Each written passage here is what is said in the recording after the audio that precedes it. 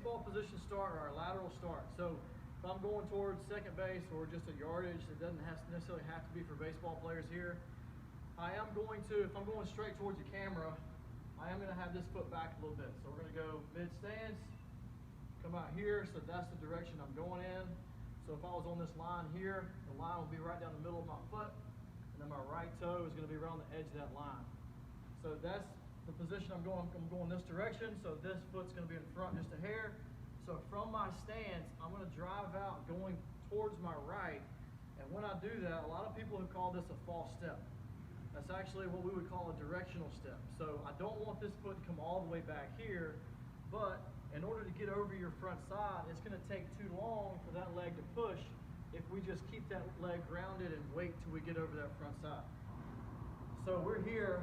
As I go this direction, I want to have this happen. So if you see any elite sprinters from a lateral start, they're going to be in this spot on their go call, whether that's a pitcher or whether that's a ball falling or whatever it is, they're going to have this action happen. So they're going to extend the backside. So the goal is to punch to the ground with your left heel. As we're doing that, this foot is going to automatically come back. The goal is to create a positive shin angle with your right side. So we're here. On your go, it should look like this, to where I have a good shin angle. My foot's up underneath my body, ready for a horizontal projection out.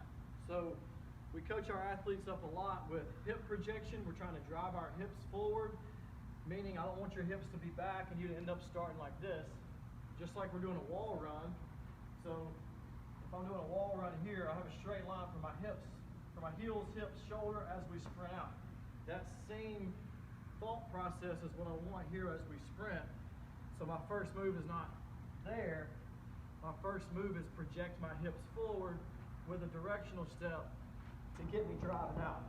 So I want you to practice this on our lateral stance or lateral start. A little bit of an offset stance, good athletic position. As you go, we're going to have a little bit of that negative move. If you see elite athletes, and most of the time for your higher caliber sprinters, you're not really going to have to coach this because they automatically do it. The body just gets into a good position to sprint. So we're here, drive there, and then drive out. So this is something to where we'll have to practice this. I don't want you to think about this whenever we sprint. It needs to come natural, but working through different increments of our start, this is the ideal stance. This is the ideal position once we get going, and then drive out your first few steps. This is kind of getting long on the video, but as we drive out, our first few steps, you're thinking low and long, okay?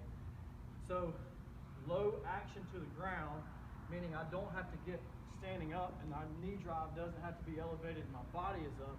But since I have a forward lean, I'm almost gonna feel a toe drag as we come out of the block, so to speak. So good athletic stance, we're driving out, directional step here in order to get a good shin angle and my body forward leaning, and then drive out and think more horizontal than vertical here. Give it a shot.